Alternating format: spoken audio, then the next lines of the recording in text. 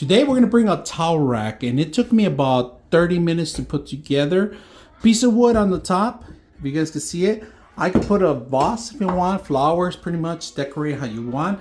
You got plenty of room for a couple of towels in here. We put a large towel in here, wrapped it up, put a smaller one in the bottom. Section out your how you want. It has 3 different tiers. Top tier is for decorations, anything you want. Second tier is more towels in here. Very decorative. Perfect ambience for your bathroom. If you're decorating your bathroom here, it's gonna look very beautiful in here. They have different colors. They come in different colors. So if you're gonna put in here for your guest, this is it. Color coordination. Design your bathroom as you please. All right, this is the black one that we have.